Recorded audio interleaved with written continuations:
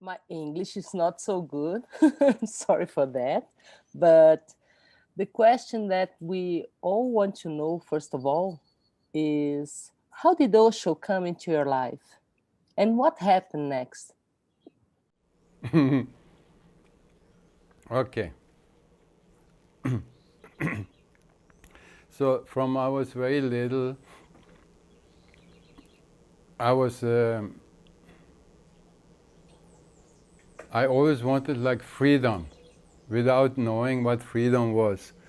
But in little things, like I wanted very early to leave my family, but I was not big enough to leave yet. And then when I was a teenager, I left very early.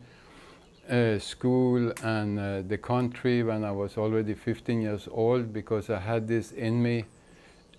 It must have been some old memory, some old longing. And I traveled to Europe. I went to Morocco when I was like 16, 17 years old. And after that, I felt like I had already read books of Buddha and Shiva, and was into yoga and things like this, no? And it was very unusual in those days. And I felt Europe was very dry, no? Talking about spiritual or meditation. So I had this longing to go to India, to Himalayas, in fact, more than India, the Himalayas. And then I went to India, and I went straight to the Himalayas, and I felt totally at home there at once, and had some amazing trips and walking in the mountains and living in small temples and living with the sadhus and walking barefoot and like this. No, I have a very free spirit. So then, when the snow came in the mountains, we went to the south, to Goa, for the summer. And as I arrived, walking down to the beach there, it was very beautiful. You cannot compare how it is today, no? India in those days. It was very romantic, very beautiful, very quiet, bullock carts, just a few people. And we went walking down this beautiful path, and I heard somebody was doing and then wah, katating. And I was like, my God, what kind of people are these? Early in the morning, they are disturbing the birds. What's happening? They must be mad. And then you could see, because the fence was like 4 or 5 feet high, and it was a group of Vastanas there doing this meditation, and suddenly they just lay down. And I was amazed with these people, but I was very much into nature, living like a little yogi in nature by the fire. And we lived like that in the jungle by the beach. We had a beautiful beach for ourselves. We were maybe 7, 8 people. But then slowly I became friends with these people, because I met them on the beach, these orange people there. And then as it went, I had attempted robbery in the night when I was sleeping on the cliffs, because I made a little place on the cliff where I could sleep, because it was the most crazy place to be, maybe. And then it was a French junkie who hit me in the head with an iron stick in the night. Most probably he wanted the money or passport or something. Hmm? You don't know when people are on drugs, no? So I woke up, instead of getting unconscious, I woke up in that moment and screamed, because I saw a shadow over me. And he was so surprised that I went up instead of falling back, that he fell outside the cliff. Wow. So it was instant karma. And then I went running down to my friends, and I had a big hole in my head, and the blood was pumping out every heartbeat. And luckily it was an Indian sadhu, a yogi, who was staying there on the beach. And he cleaned the wound, took some herbs from the jungle, chewed it up to make a pulp, and put it in the hole.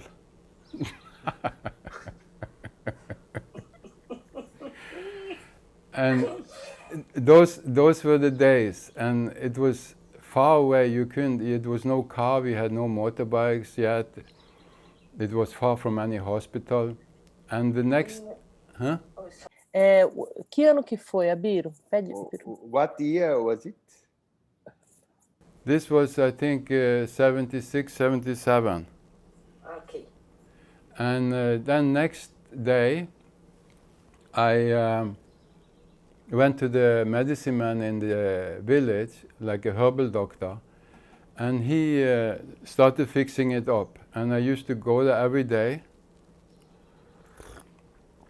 But then I was very wild in those days. So I went swimming in the ocean, which I shouldn't have done, no? Because then it got very infected. So then I got very sick. And then some of these friends, or they weren't friends yet, but some of these sannyasin, they took care of me. Especially one woman who I guess was falling in love with me or had something. She invited me to that sannyas house. And I was starting getting so gone, I knew that I needed help, so I went there. And they took care of me there, and I was very sick for a while, with fever and infections. And then when I was laying there in that very sensitive space when you are very sick, no, then I read this Osho book. And that was it. And then I never had read anything like this, no, that a man could speak so to my heart. Babaji, what Hey. book was it?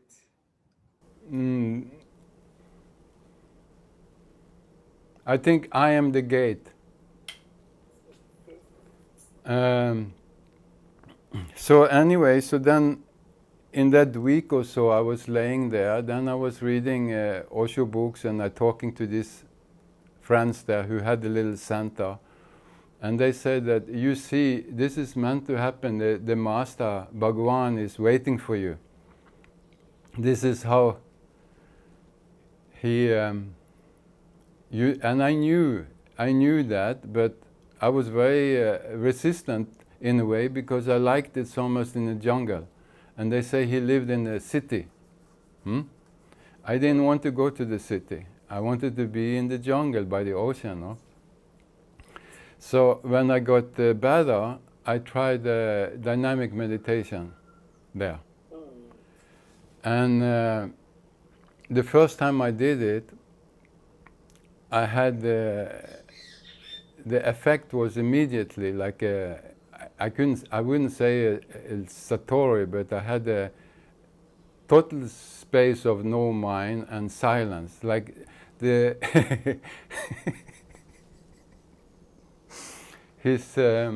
his meditation worked perfect for this one. Perfect.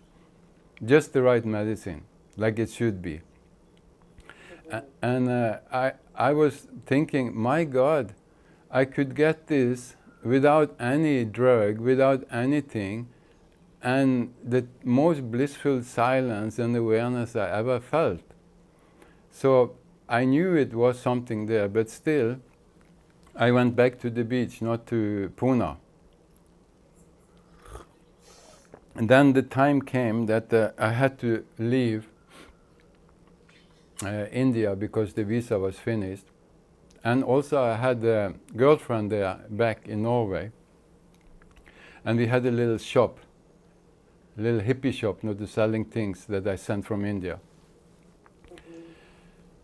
But when I came back, I was doing all this meditation. And every day I was doing meditations, and I made a Osho room already with these pictures and like this. And of course my girlfriend didn't understand, but she tried to keep up with this madman. And then after some months I said, I can't be here, I have to go back to India.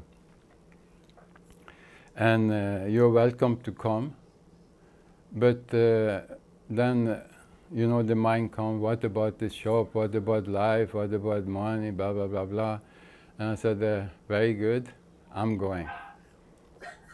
So then I went, and for some reason, in those days, you bought the cheapest ticket, no, to the east or to India. And by some reason, I ended up with a ticket to Sri Lanka. And which is pretty far away from Pune. So I ended up in Sri Lanka, and then in the first night I came to the beach there, I went for a swim, no? Because it's a long journey, and at last I came to this paradise beach, and it was dark, and I jumped in the ocean, and these big waves, and then I almost drowned. Totally alone. And I just managed, after long being taken out with the currents and coming back to the beach, totally exhausted, just like you see in the movie.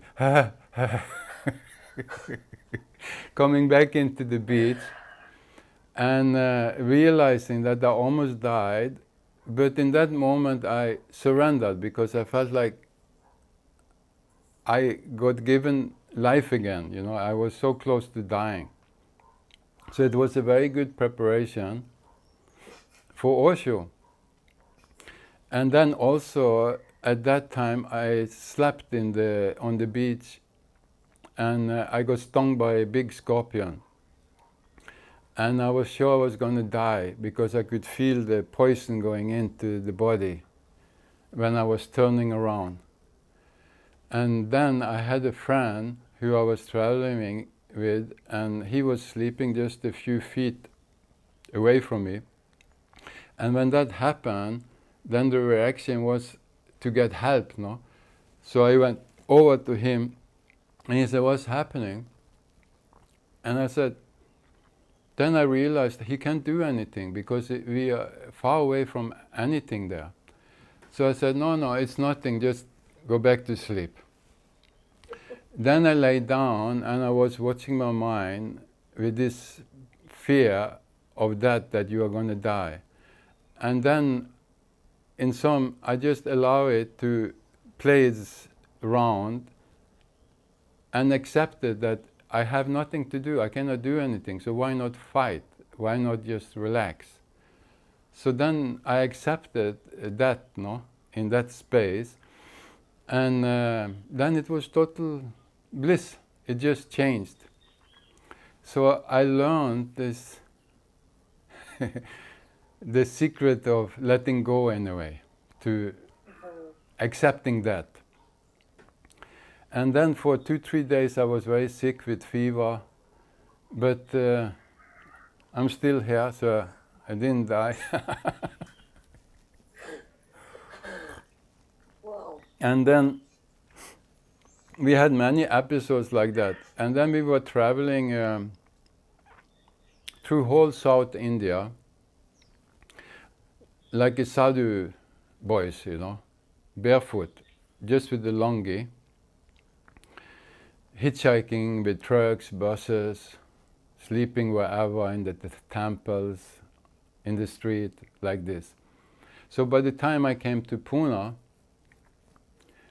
I was very used to being in the poor India, no? And I remember coming to the gate of the Osho ashram there, just barefoot in my little lungi, little skirt, mini skirt, because I used to fold it up when I was walking. and take it down when you are going to be proper. That's how they had it in South India. And I had a staff and a big mala, Shiva mala, no? And then this guard, he looked up and down at me and he said, "Where do you think you're going?" And I said, "I'm going to meet the Bhagwan. I want to meet Bhagwan." And then he said, "No, you have to go to the office. You have this whole protocol here." Okay, so then I went to the office and I met one most amazing little human creature called Lakshmi, woman. And we connected straight away. And I felt she took care of me. So that's how I came. And then very soon thereafter, I got sannyas. And when I got sannyas, and then Osho said, "You don't need to travel anymore. Just stay. And this is your place." And it was such a relief. And when he touched me, I felt like the whole past got wiped clean. It was like first it was like a storm, like you can imagine a strong wind in the dry leaves in the forest in the winter, in the fall. And all the leaves got swept away. Everything got swept away. And then afterwards, total silence. And then he looked into my eyes and he asked, "You understand now?" "Yes, I understand now." That was it. And then I just stayed. And then he gave me, in those days, he gave groups also. So he gave me some groups. And I never knew about what is groups, what is therapy. I had no idea. I never heard about it. So I was very innocent and very young. So I think I was very easy to work with because I didn't have much garbage with me. And then I came back again to Osho and said, "No, I finished the groups," and he asked how it was, and then, "Okay, then you do one more group, Vipassana, 3-week Vipassana, then you come back." Okay, so I did 3-week Vipassana, and that was total bliss for me. I really connected with something that I knew, and the silence. And when the group was finished, I didn't want it to finish. I just wanted to be in silence. And I remember afterwards I felt very at a loss because I knew I have to function talking again and communicating and functioning in the world or in Pune. But I just wanted that space. So anyway, coming back to Osho, and then he said, "Now you can move into the ashram." So this is how it happened. Then I became a god, and after that we started something called samurais, which was more around his house. So we had guards at the main gate and in the back gate and in the main ashram, and then you had some samurais that was in his property and his house. And when I first came there to the garden, I couldn't believe it, how I ended up there, such a rascal boy like me, and then and then I came into the garden the first evening, and I felt every leaf, every tree was dripping of nectar, of bliss. It was so thick that I was like, how can I function here? It's too much. The energy around him was just, it was too delightful to function. And how can I be a god, I was thinking to myself. So that was a whole process of of learning. Like that was when I look back, he taught me how to be in that blissful space and then be totally present also, no? So it was a meeting of the opposites, that I was totally present, totally grounded, and at the same time I was in bliss, drunk. So these two opposites met, and that's what I was playing with there. And I wanted to be in the night, as a night samurai, because then I could just meditate. There was very little disturbance then. So sitting outside his room or sitting in Changtusu where he gave sannyas in the evening, or in the garden under a tree, it was total bliss for me. It couldn't have been better. And I was really at home, really at home. I remember saying to him that it is like I've been outside in the storm, in the cold, for lifetimes, and then you come into the warmth, into the fireplace, and you really appreciate it because you've been so long in the cold, no? Uh, as you describe your experience, I remember, I think, Osho's book that the title is "Die Before You Die." Yes. Yes, and you, what is the meaning of the name Osho gave you, Vasant Swaha? He gave me Swami Anand Vasant. Anand Vasant means blissful spring. Swaha is a name I took to myself after I was gone for good. Okay, then you really died. Yes, yes. Yes. Mhm.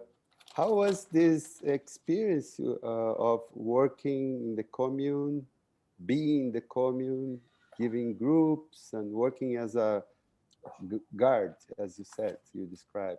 How was it for you? Could you tell us about? Well, in Pune 1, I wasn't anything involved in the groups. That I was in Pune 2, more like a therapist and leading groups and like this. In Pune 1, I was totally just immersed in him, I would say, in Osho.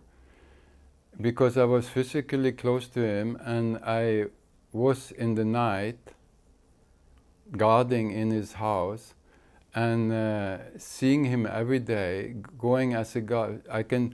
You start like 6 in the evening to prepare, and then you have darshan where he gives sannyas in the evening. Then I was a guard there, and many times sitting in the first row, just looking into his eyes for the next 2 hours, being aware of what is happening around, being in tune with him. And then after that, in the house or in the garden the whole night, which was totally delight for me because I was investigating so many ways how to be alert and not falling asleep when you get very tired and going beyond what you think was your limits, and also being very, because the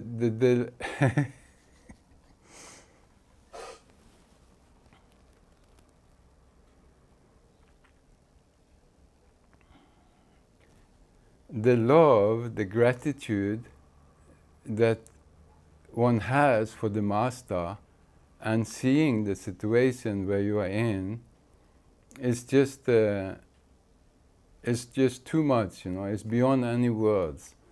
So I was very aware that to be aware around him, to be very present, and also in my inner state, like I didn't want to pollute his energy around him by any emotional things or thinking unnecessary. So it was only to be in the moment. That was the whole practice there. Without knowing it in a way, it just happened by the excuse of being a god. And also this, I was meditating a lot on that, or being present, because you were there to protect him. And when you feel that you are willing to give your life, then what more? That is surrender. And surrender gives you freedom. Hmm? So this is how it was in Pune 1.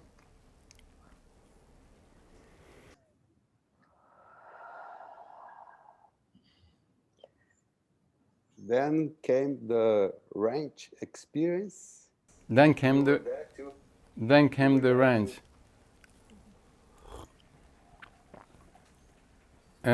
I had an episode when we were summarized, and we were so beautiful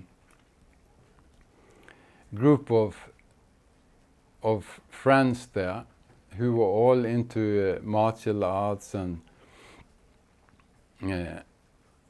it was such a good team. So we had I was just going to this darshan in the night, doing the guarding, and then again at 7, 8 in the morning going to discourse, and then after that at 10, 11 trying to sleep. Yeah? Very little sleep till 4 o'clock, 5 o'clock, then eat, and then again the same routine. No? So for me it was like I was only with the master, I was only with the meditation. I had very little to do with the rest when I started being devoted, really devoted and surrendered to Osho and meditation and that awareness. And yeah, it was just very, there's nothing to say about that in a way, but we had one break in the night that I wanted to mention, because we had one break that we call like a sleeping break, 1 hour on your shift, maybe from 12 to 1, that you can have a rest. And then one night there was a samurai party, because we had samurais in the night and in the day. So the day samurais, they had a party. And I really wanted to go to the party to meet the other friends. But you are not allowed to leave the ashram. You should be there. So in case something happens. But okay, I know that it just takes me like 7, 8 minutes on the motorbike there. And I could go there, have a little meeting, hug my friends, have a glass of beer, and then back again. So, poof, I went. Then I came back, and coming back to the place where somebody was waiting for me in the garden. And he said, "My God, you went out." And I said, "Yeah, but I'm here. No problem. Totally here now." And this guy, he went to the office, a German man, and told this story, that this Vasant, he did something he should, it's no good. Then the next thing I know, I have one of the dark forces from the office called Vidya, who's coming to the gate and saying, "No, you're no more sleep break when you cannot stay put. So that break is gone now." Okay, what to do? Then we went another day. Then in the morning, then maybe it was a Hindi lecture, no? And when there was Hindi lecture, many times Vivek Nirvana, she didn't go, she was staying at home. So after Osho came out and we got him into the car, if I was in the carports, then she was there also sending him off. And then we were talking together. No? So maybe I share this story. Because the next thing I know is that she had shared it to Osho. And then I didn't know what was happening. And but then suddenly the next day, I was in the garden, in Osho's garden, and then I got called to the gate, and then it was this woman, the same woman, which was one of the bosses, most powerful in the ashram. Mm-hmm. And then she was excusing herself, that this was absolutely not her business, and she should have never said anything, and it's not her area, and like this. And I couldn't believe it. That what is happening, So only later I found out the story. So again, it's like, my God, He's taking care of me, even on that level. That was totally amazing. But after that, of course, she didn't like me much, that powerful woman, But I was, in a way, I was protected there. And it happened again when I was coming to the ranch. Well, the first time I was going to the ranch, no, it was another story, because Osho left, and most of the people left, all the sannyasins, but I got the message to stay, to help to get rid of all the things in the ashram. And we had, you had a whole commune. So everything from cars to desks to fridges to stoves to computer, everything was sold, no? And at that time I was together with an Indian woman who was in charge of selling these things in the ashram. And we got an Indian couple from Bombay who was running a ashram there, Osho Ashram Center, very old sannyasins, to stay. They got the message to stay in Osho's room, because Osho was gone. So they were going to be like a center to run the place in a way. But they weren't much liked. We used to call them the Martians because they were very little.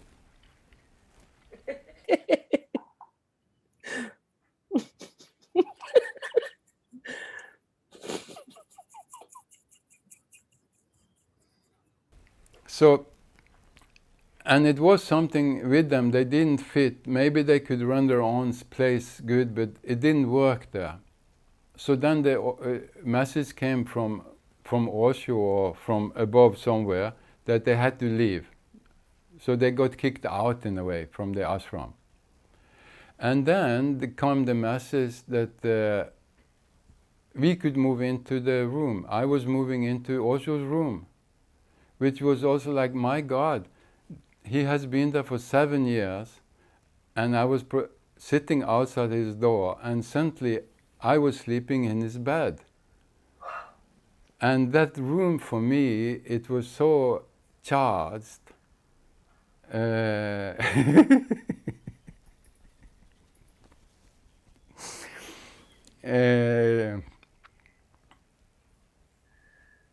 Yeah, it's impossible to say, but when you are receptive and so much devoted to the master, it was like going inside an oven, but not of heat, just of silence, tremendous silence, because that his whole energy field was so much love, so much silence.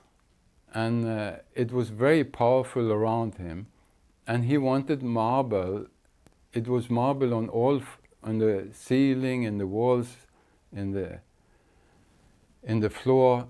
And that marble, he said, there was no energy was coming in, and that means no energy was going out. So for me, it was like a womb, Osho's womb. So he put me in this womb to get soaked in a way, to get marinated, I felt. And I just took on myself to take care of the garden. So I pretty much lived only in the room and went in the garden to water the plants. And sometimes I went into the ashram for lunch, for dinner, to do little things, maybe do a little shopping, to do some errands for the ashram. But mostly I was just there because it was just so delightful to just be in his room. And then it came a message that if I could bring his brother and his family, his younger brother, to Rajneeshpuram. Then they had already been there some months. I think this was like in February. So they had been there maybe, I don't know, 3-4 months or something. It was full action when I came. And to bring his brother and his family there was quite an adventure, because I don't think they had been outside the village, and they had so much stuff with them, even down to aluminium pots and pans for cooking. Why do you need to take that to America? But that's okay. Children, 2 little children, and we were going, I was bringing this family from Pune to Bombay, from Bombay to London, London, New York, New York, Chicago, Chicago, Portland, Oregon, and to the ranch. And I tell you, we were pretty much late on every plane.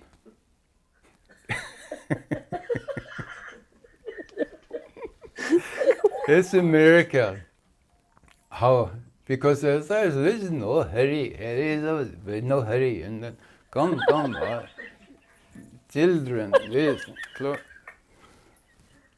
my God, that was quite an experience. And then I came to Oregon, and I got the message to come and see Osho in his house there, which was also a tremendous gift, of course.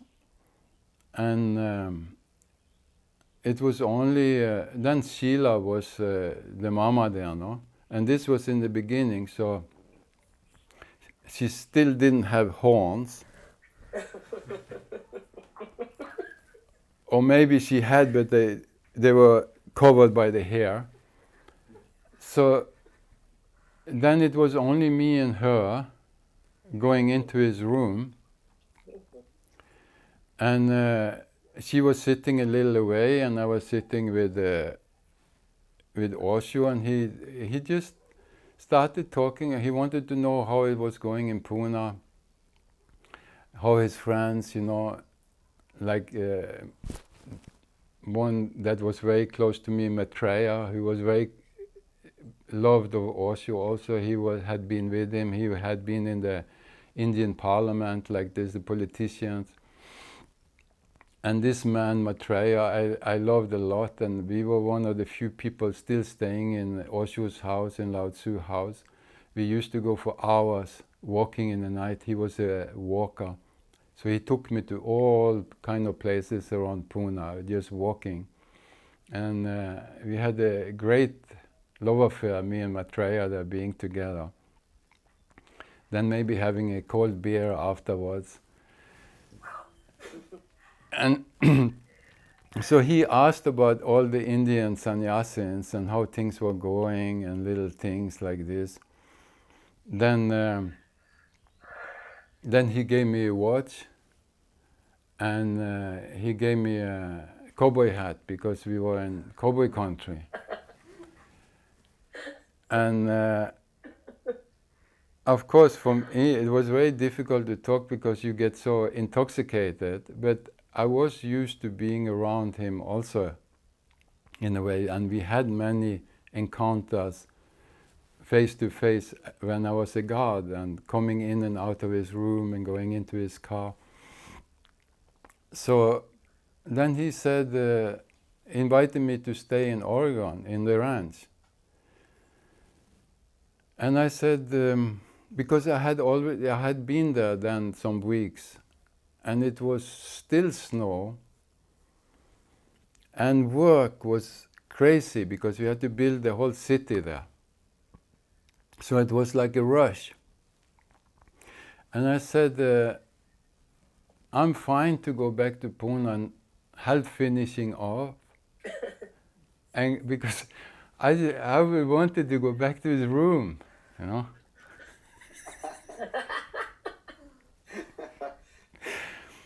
And he looked at me and he understand the whole situation and he started giggling.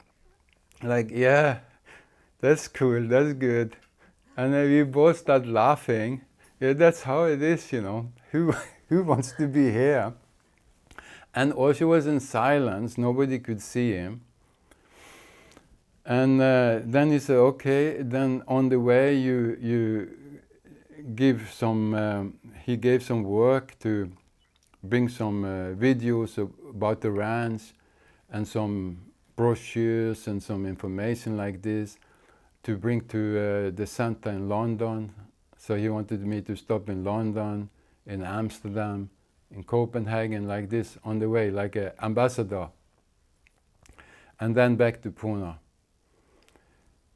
So I did that. I went back to Pune, back to his room. Back to home. Yes. So his room was a kind of addiction.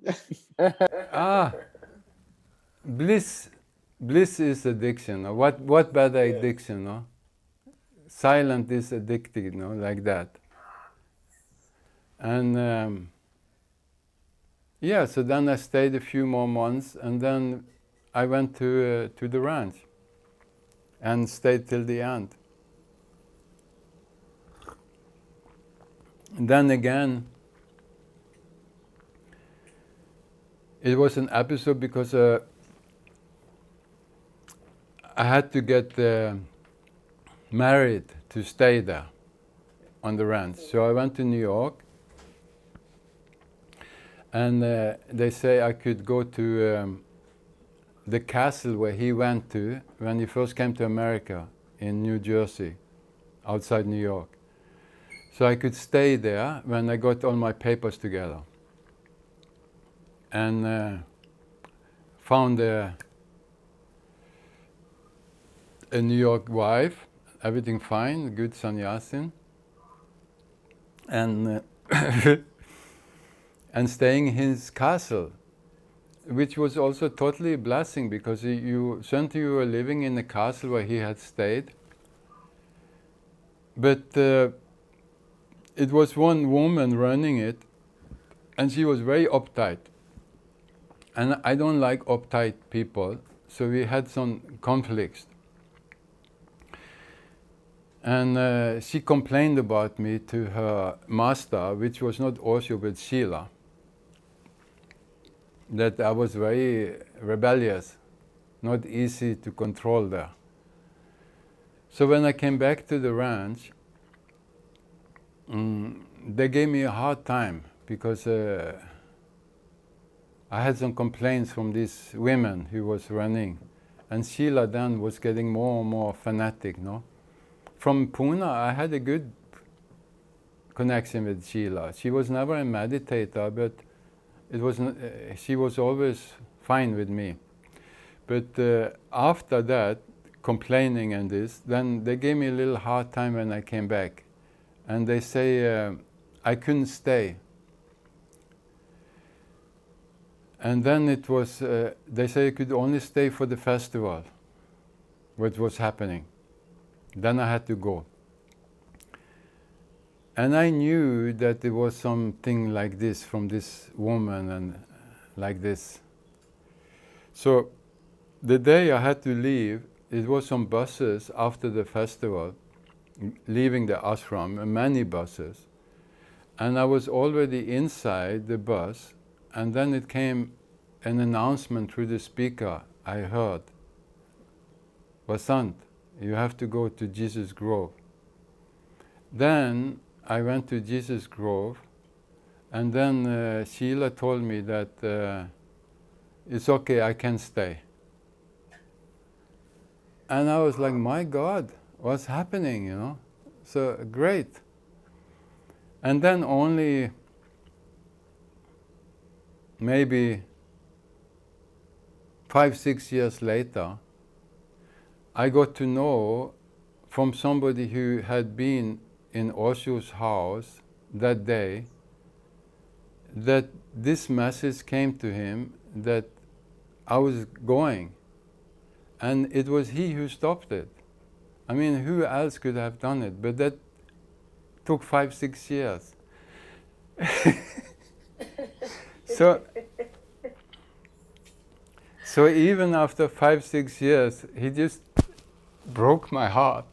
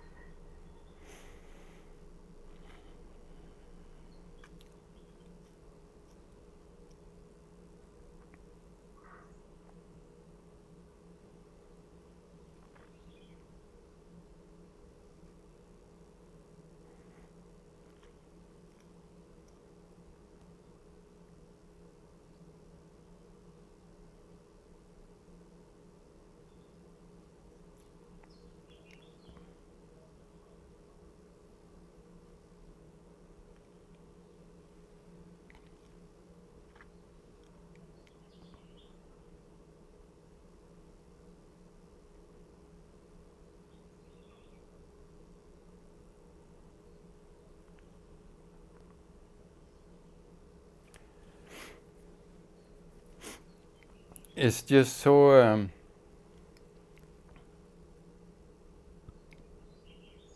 unbelievable.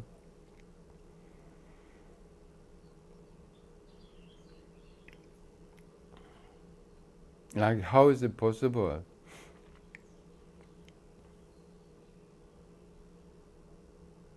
You are not worthy, you know, you don't feel you for that love.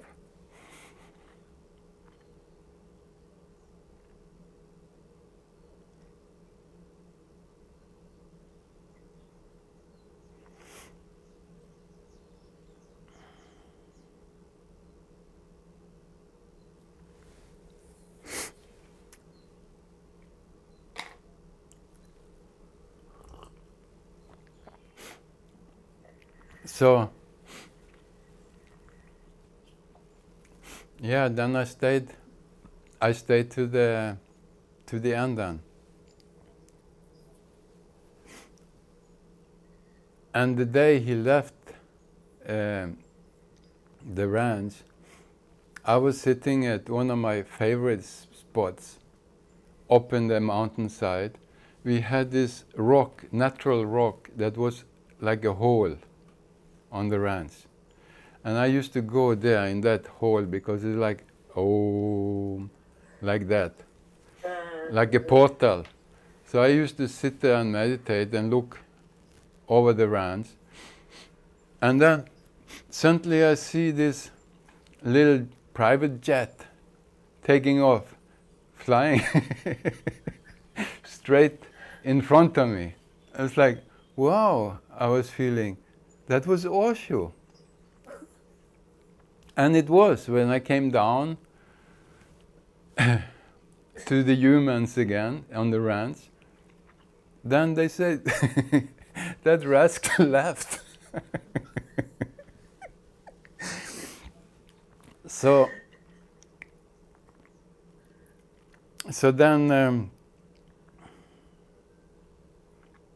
again, packing up, finishing things, blah, blah, blah, a whole chapter there, functioning in America with no money and all this. And then one fine day, I heard that Osho was back in Bombay, living with Sur Prakash. And I knew that Indian because I was very close to the Indians, maybe even more than the Westerners, because it is, yeah, that's how it was. So I knew this man, and so I just jumped on the plane, went to Bombay. And then the next day, I was there, in front of him, very intimate, little living room, just maybe 20 people. And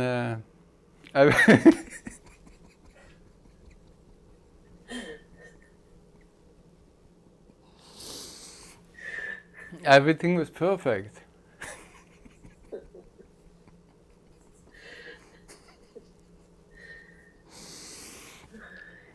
Then enjoying some days or some weeks there in Juhu in Bombay. And then one day, they told me, his caretakers and the people around, that he wanted to go back to Pune. Just in a few days.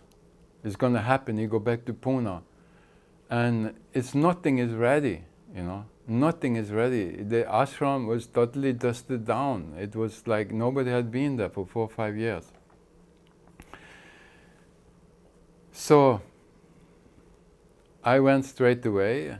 Some other people, we started organizing all the people cleaning and this and that and whatever, the master is coming. And still people didn't know it. We kept it very low, no? Then one evening, he had left Bombay, he's on his way. And then I realized is nobody in the house, there's no guards, there's nothing like this, no security. And then the Rolls Royce coming down the driveway again, and I was there, we were just 2-3 people on the carport where he parked the car. And I look in the window to open the door, then he's laying there with his head in Vivek's lap, with his hat all like that. Okay, we are home now, come on. Then he comes out, the sweetest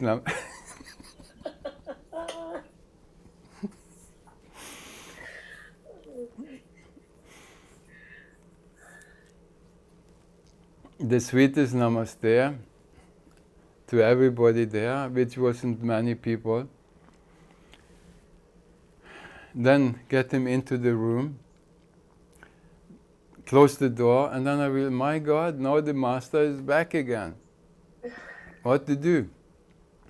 And then I started organizing guards again, and at that time I took many of the Indians, because they were like outsiders before, so I started taking many of the Indians as guards. And I loved them, so it was their time, I felt. And that first night I was just sitting outside the whole night because there was nobody there, everything was open. So that's how the Pune 2 started. And then I got, of course, it was like home for me. So I went to any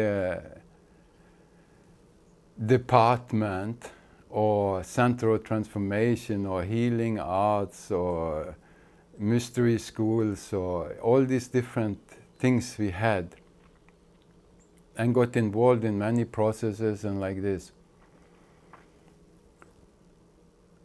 But I never saw myself like as a therapist. I knew all the skills, and if it was anything new coming to town, I wanted to, like, if it's Fisher-Hoffman process, or this kind of a mystery school, or Tibetan pulsing, or part of love, or whatever, I always want to do to see how it was, no? But I mean, it was Osho I was there for. So then we come to, he gets more and more weak, and then he leaves the body, no? And when I heard, I went straight away to Lao Tzu Gate, because I was still very much involved. I had been God, and I was very close at that time also. And they were just coming out with the body, laying on a stretcher.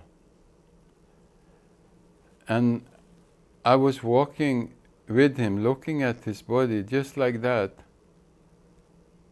to Buddha Hall, when he would take him into Buddha Hall. And again,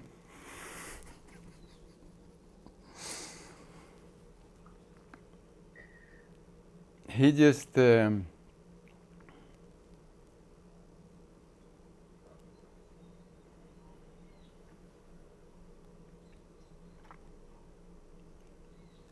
breaks me totally, because now this beautiful body through which he was functioning in had really showed me how beautiful it is to live now, live totally. And now he showed me how to die beautifully. In such a beauty.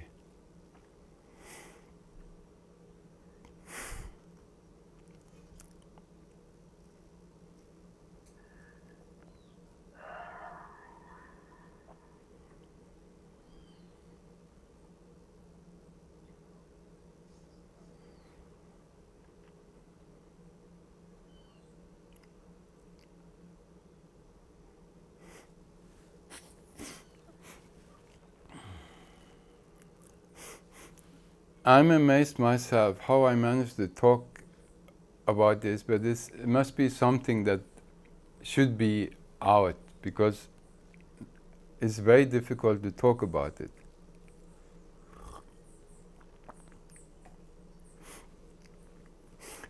So then, with the ringing to the podium in Buddha Hall, do the celebration, then goes to the burning gat and burns the body, and all night sitting there just 1 meter and seeing the body disappear into ashes. Then what now? Then for 2-3 days the whole ashram were enlightened. I felt like everybody was enlightened. He was just spread into everybody and everything.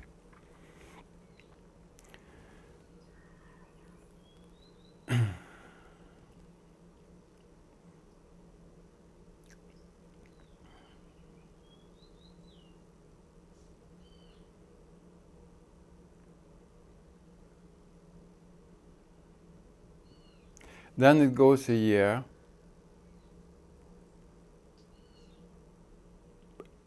and at that time I had gone back to America again to get some money, came back to India, to Pune, and were busy leading different groups and being involved in different processes. And me and Rafia was leading a group called Tantra Budu, we called. And then I got very sick. Suddenly I got very sick. And for a long time that year, I had, of course, asked what should I do, you know, what am I doing here? Because what is next? Who am I now in this new phase? And then I got very sick, and I think they said it was like dengue fever, but it was, for me, it was like a divine disease.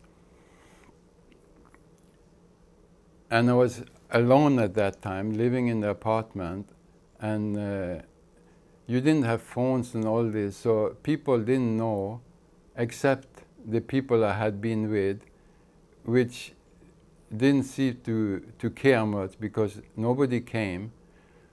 So I was so sick I could hardly walk to the bathroom, and the body got totally dehydrated. And then some friends came. One beautiful woman called Kavisha, she came to check in, and then her one friend who was a doctor, and they said that the kidneys was almost dehydrated, the body couldn't have taken anymore. But in this process of this sickness, I felt like Osho was changing all the wires in my brain, in my body. It was like a surgery. So after this week, being very sick and almost dying, because the organ almost collapsed because I didn't drink enough, no? And I didn't have anybody there to take care, and I should be desperately taken care of. I should have been in hospital. But when I came down, I call it from the operation table, I wasn't the same. It was a total transformation. It was an awakening that happened into a different state of consciousness. And I didn't find myself as I had been. I wasn't that one anymore. So it was a total shift. And it was such a silence, such an awareness, such a vacuum, that it was very difficult to function because everything was going in slow motion. And that's how it was for many weeks. I was just sitting on the balcony drinking chai, and the thoughts came like, have to make chai. Okay. Make chai. Have to pee. Okay. Go to the bathroom. Very far and few between, these thoughts started coming again. And then they came from the ashram and asked, what about your next group? You have this and you have 50 people there and a lot of money and you have to come and you're back to the ashram and like this. And I was like, my God, how can I deal with this? Because I have no interest anymore. And how to say that I'm not the one that I was. It was only me and the master at that time. He was the only thing. And I can see if you don't have a master, you can easily, even if this happens, this awakening process happens, you can still go mad or fall back because it's too unknown. But that's what he wanted with everybody. He wants every son. That's what the master is there for. He wants you to wake up. He wants you to wake up. But in the Osho and the Osho community, those who woke up, they were like outsiders. It's very strange, very strange. And I had first-hand experience of that because I went back to the ashram and in that space, walking slow like a Buddha and looking totally blissed out and trying to talk about that I'm not interested, I cannot do anything. I don't want to do any groups. I don't want to lead anything. I don't want to give sessions. I'm finished. I don't know. I'm I'm I'm not me.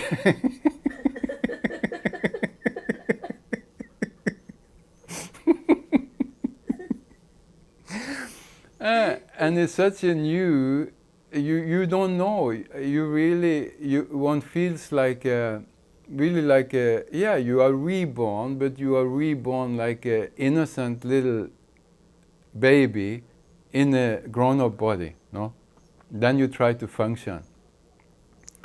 And people were just complaining there in the office. Oh, you have to be responsible. You have to do this. There's a lot of hundreds of thousands of rupees are involved. And my God, you know. So I just had to leave. And I don't know, very few people could accept what was happening.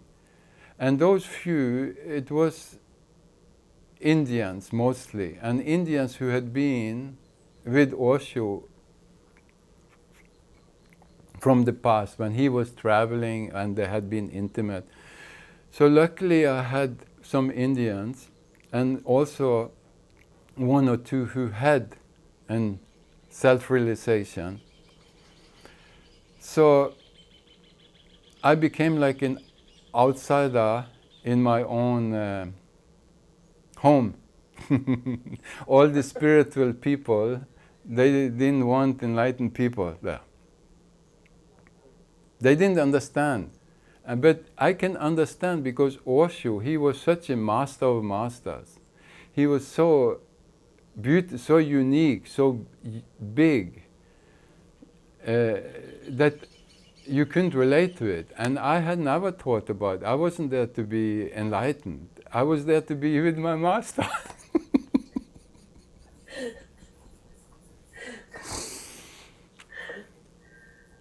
But he tricked me. He tricked me, that rascal. Well, well, I don't know how much time we have more. We could stay for hours with you. It's so rich. You're describing the whole thing. Is so touching for all of us. Yes, but you just stay now.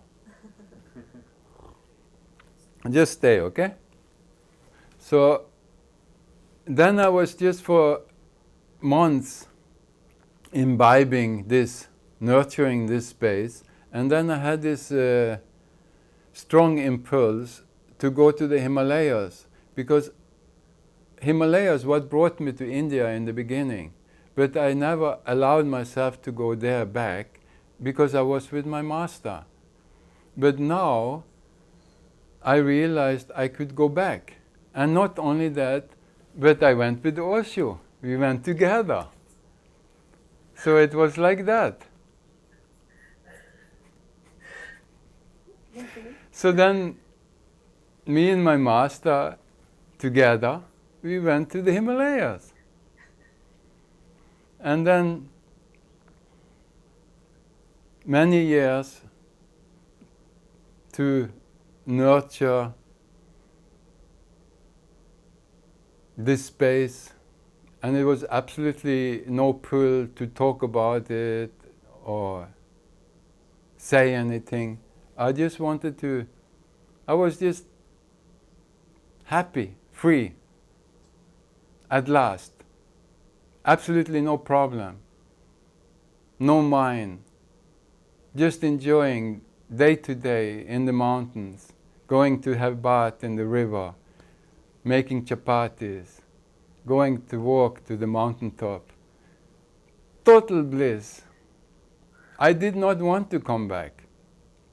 And then slowly, I realized that this life is not like that. You should go. You should go back. So I accepted that. And look at the mass now.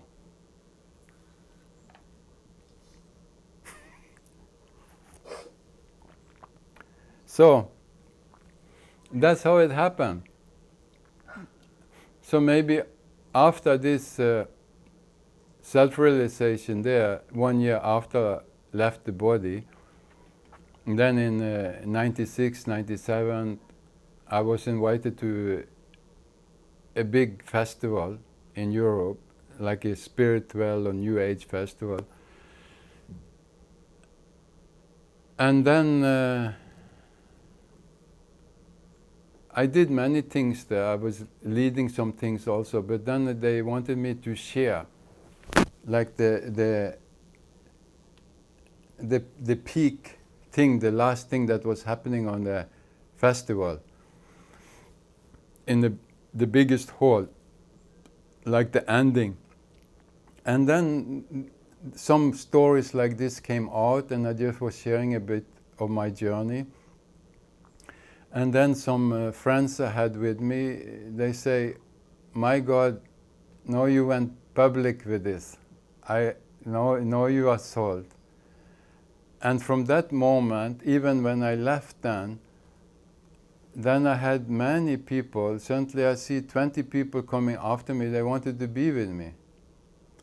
And I said, I don't have any place. I don't have any ashram. I'm not a teacher. I don't want to say anything. But then it was done. And then it have grown since then. And now I'm in beautiful Brazil. So nice. And then I have a beautiful place in the mountains of Norway, just like Himalayas. So nice. So now we have on the beach in Brazil and in Norway there, and Osho's love goes on and on and on and on.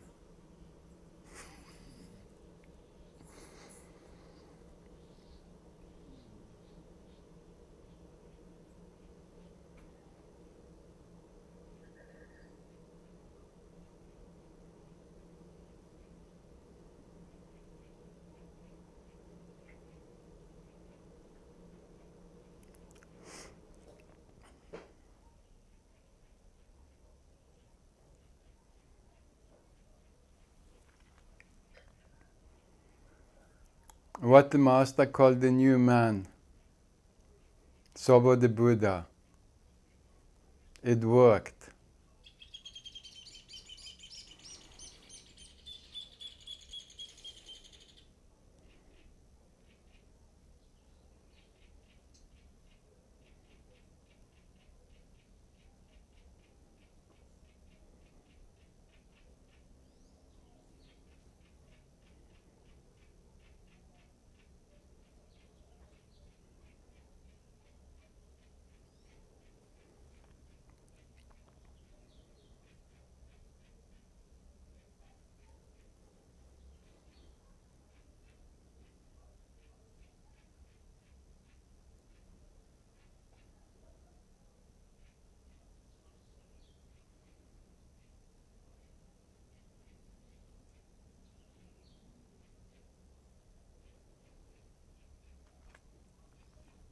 All praise, all gratitude, all love, all surrender to the Master, to Bhagwan, to Osho, to love itself in human form.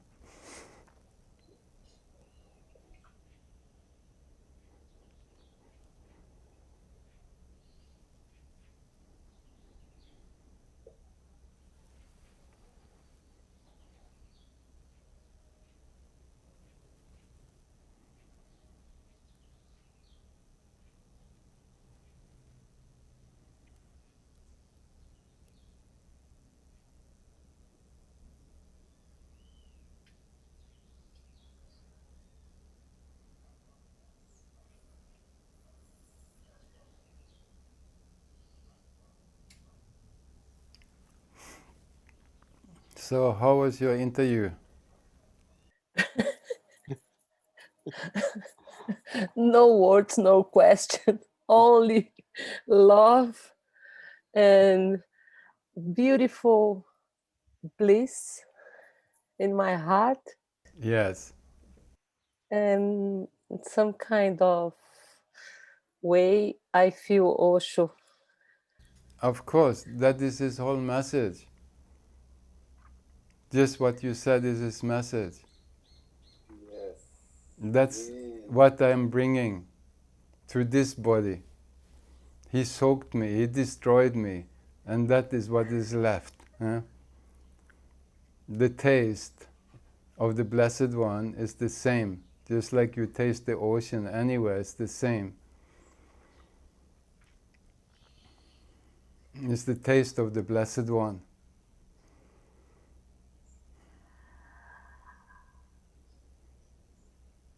Hmm. So as soon as you get out of the way, that is what is left. But everybody is afraid to let go of that me, that identification. And it's almost impossible to do that without an enlightened one. Because he brings that flavor. And before you know it, you have a taste. Then there's nothing to say, nothing to do, no more questions.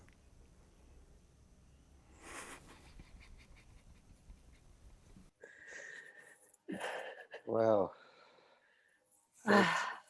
such a gift you gave to us now.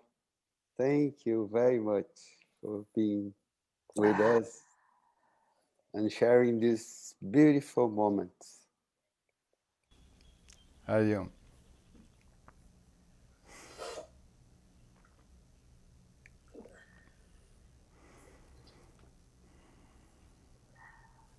Jai Osho. Jai Bhagwan. Jai Osho. I also, wow.